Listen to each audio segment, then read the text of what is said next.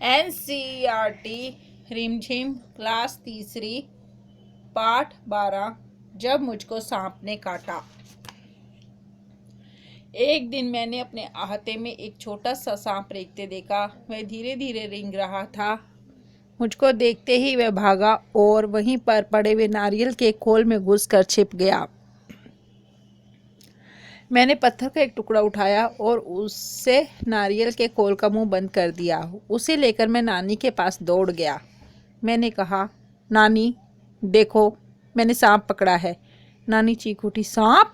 वह इतना घबरा गई कि लगी जोर जोर से चीखने पुकारने। नाना ने सुना तो अंदर दौड़े आए। जब उन्हें पता चला कि नारियल के खोल के अंदर सांप है तो उन्होंने मेरे हाथ से उसे छीन के दूर फेंक दिया। नन्हा सांप बाहर निकल आया और रेंगता हुआ पास की झाड़ी में गायब हो गया। नाना ने मुझसे कहा, खबरदार, फिर कभी सांप के पास मत जाना, सांप बहुत खतरनाक होता है। उसी दिन शाम को मैं एक बग को पकड़ने की कोशिश कर रहा था कि उसने काट खाया। बड़ी जोर से दर्द उठा। मुझे दर्द से कहराते देखकर नानी ने सोचा कि मुझे सांप ने काट लिया है। मैंने दौड़कर नानी को उंगली दिखाई। उन्होंने जल्दी से नाना को पुकारा। नाना तुरंत दौड़े आए और मेरी उंगली को देखा। जहाँ बग ने काटा था वहाँ नीला निशान पड़ गया था। वे चट मुझे गोद में उठाकर बाहर भागे। बाग और धान के खेत को पार करके भागते भागते वे अपने घर से दूर एक छोटी सी झोपड़ी के सामने जाकर रुके। वहाँ पहुँचते ही उन्होंने आवाज़ लगाई। एक बूढ़ा आदमी बाहर निकला। वहाँ सांप के काटने का मंत्र जानता था। नाना ने उससे कहा, इस बच्चे को सांप ने काट लिया है, इसकी झाड़ फूँक कर दो। बूढ़ा मुझे झोपड़ी में ले गया। उसने मेरी उंगली देखी और बोला, चुपचाप बैठो, हिलना डुलना मत। फिर पीतल के बर्तन में पानी लाया और मेरे सामने बैठ के मंत्र पढ़ने लगा। मैं चाहता तो बहुत था कि उस बूढ़े को बता दूं कि मुझे सांप ने नहीं, बर्ड ने काटा है, पर मेरे नाना मुझे कसकर पकड़े रहे और मुझे बोलने ही नहीं दिया। जैसे ही मैं कुछ कहने को मुंह खोलता वह डांट कर कहते, चुप। डर के मारे मैं चुप हो जाता। हमारे पीछे पीछे हमारी नानी भी कई लोगों के साथ वहाँ पहुँची। सब लोग उदास खड़े देखते रहे। तब तक मेरी उंगली का दर्द जा चुका था। फिर भी मुझे वहाँ ज़बरदस्ती बैठ के झाड़ फूँक करवानी पड़ रही थी। कुछ मिनट बाद बूढ़ा आदमी उठा। उसने उसी बर्तन के पानी से मेरी उंगली धोई और मुझे पिलाया। उसने मुझे बोलने से मना कर दिया ताकि दवा का पूरा असर हो। फिर वह नाना से बोला, जय हो भगवान की, अब बच्चा खतरे से बाहर है। अच्छा हुआ आप समय रहते मेरे पास ले आए। बड़े जहरीले सांप ने काटा था। सब लोगों ने बूढ़े को उसके अद्भुत इलाज के लिए बहुत बहुत धन्यवाद दिया। घर लौटने के बाद नाना ने उसके लिए बहुत सी चीज़ें भेंट में भेजी। लेखक शंकर। इस पाठ के प्रश्न उत्तर इस प्रकार से हैं। नाना मुझे झाड़ फूँक वाले आदमी के पास क्यों ले गए? उत्तर, नाना ने मेरी उंगली पे नीला निशान देखकर सोचा कि मुझे सांप ने काट लिया है और इसका इलाज केवल तंत्र मंत्र ही है। अंत वह मुझे झाड़ फूँक से इलाज करने वाले आदमी के पास ले गए। प्रश्न, मैं बूढ़े आदमी को क्या बताना चाहता था? मैं बूढ़े आदमी को बताना चाहता था कि मुझे सांप ने नहीं, बर्ड ने काटा है। प्रश्न, जब सांप नारियल के खोल में घुस गया तो मैंने क्या किया था? मैंने ऐसा क्यों किया होगा? उत्तर, जब सांप नारियल के खोल में घुस गया तो मैंने उसे एक पत्थर से बंद कर दिया। ऐसा मैंने खेल खेल में किया था। फिर जब वह बंद हो गया तो मैंने उसे पकड़ लिया। प्रश्न, क्या बूढ़े आदमी ने सचमुच मेरा इलाज कर दिया था? तुम ऐसा क्यों सोचते हो? उत्तर, उस बूढ़े आदमी ने मेरा इलाज नहीं किया था क्योंकि मुझे सांप ने काटा ही नहीं था। प्रश्न, मुझे असल में सांप ने नहीं काटा था, फिर मैंने अपनी कहानी का नाम जब मुझको सांप ने काटा क्यों रखा? तुम इससे भी अच्छा कोई नाम सोचकर बताओ। उत्तर, ये पूरी कहानी सांप के काटने पर ही घूमती रहती है। दादाजी के मन में सांप का भय विद्यमान था अंत जब लेखक को बर्न काट लेता है तो उन्हें लगता है कि इसे सांप ने काटा है। सारा घर इस बात से परेशान हो जाता है और आनन फानन में झाड़ फूक करने वाले के पास जा पहुंचते हैं। इस कहानी का और भी शीर्षक हो सकता था, जैसे अंधविश्वास, नाना का डर, गांव का डॉक्टर आदि। प्रश्न, मैं बूढ़े को कुछ बताना चाहता था, बता नहीं सका। क्या तुम्हारे साथ भी कभी ऐसा हुआ है? उत्तर, एक बार मेरे दोस्त से मेरी लड़ाई हो गई थी। मैंने लड़ाई का सारा दोष अपने दोस्त पर मढ़ दिया। उसके माता पिता ने उसे बहुत मारा। उस समय मैं बताना चाहता था कि इसमें मेरा भी दोष है, परंतु पिटाई के डर से कुछ बोल ना पाया। प्रश्न, क्या तुमने कभी सांप देखा है? तुमने सांप कहाँ देखा है? उसे देखकर तुम्हें कैसा लगा?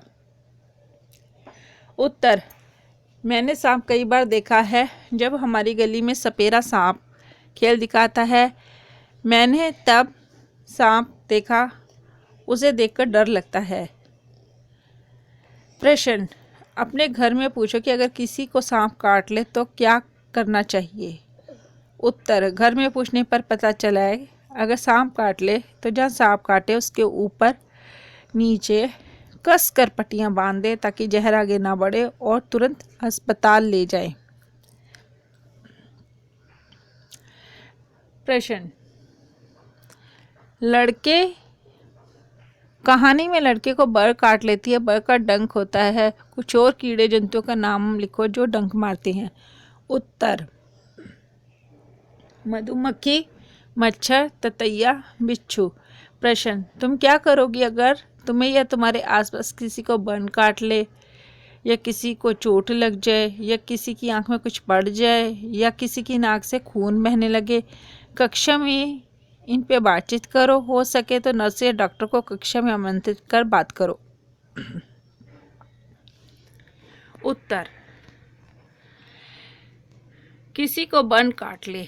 यदि किसी को बर्न काट ले तो किसी लोहे की चीज़ को घिस कर उस पर लगा दे या उस पर रगड़ दे, इससे डंक निकल जाता है। यदि नो सादर हो तो वो लगा सकते हैं या तुरंत डॉक्टर के पास जाएं।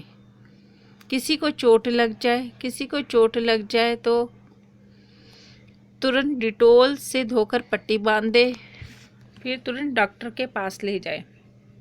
किसी की आंख में कुछ पड़ जाए, अगर आंख में कुछ पड़ जाए तो पलक उठाकर हिलाएं या ठंडे पानी से धोएं।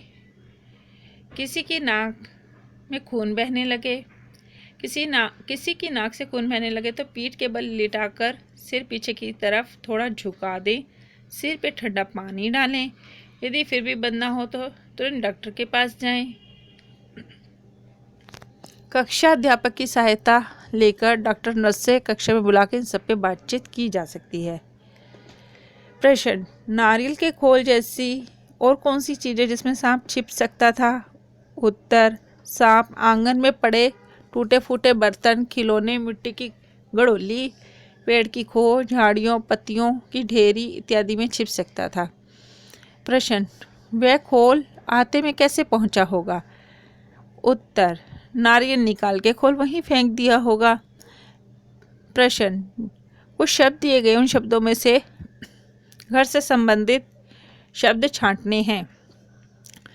आहता, आंगन, बरामदा, जीना, अटारी, आला, घेर, सीढ़ी, छत, सड़क, रसोई, छज्जा, दालान, असबर, रहट, नहर, पुलिया, जोहड़, डाकघर, टांड, कमरा, मुडेर। उत्तर, आहता, आंगन, बरामदा, जीना, अटारी, आला, सीढ़ी, छत, रसोई, छज्जा, दालान, टांड, कमरा, मुडेर, ये सब घर से संबंधित शब्द हैं। प्रश्न, वाक्यों का मतलब बताओ। सांप पास की झाड़ी में गायब हो गया। उत्तर, सांप पास की झाड़ी में चला गया। प्रश्न, वह चट मुझे गोद में उठाकर भागे। वह जल्दी से मुझे गोद में लेकर भागे। प्रश्न, अब बच्चा खतरे से बाहर है। उत्तर, अब बच्चा ठीक है, उससे कोई खतरा नहीं है। नाना ने उसके लिए बहुत सी चीज़ें भेंट में भेजी। उत्तर, नाना ने उसे बहुत सी चीज़ें उपहार स्वरूप दी। प्रश्न, अलग अलग निशानों से पता चलता है कि बात कैसे की गई होगी। अब नीचे वाक्यों में सही निशान लगाओ, इन्हें बोलकर देखो। पूर्ण विराम, क्वेश्चन मार्क, नानी चीख उठी, सांप। सांप धीरे धीरे रेंग रहा था। क्या तुम बाजार चलोगी? चुपचाप बैठो, हिलना डुलना मत। तुम्हें यह कहानी कैसी लगी? आह कितनी मीठी है। उत्तर, नानी चीख उठी, सांप। सांप धीरे धीरे रेंग रहा था। पूर्ण विराम, क्या तुम बाजार चलोगी? प्रश्नवाचक, चुपचाप बैठो, हिलना डुलना मत।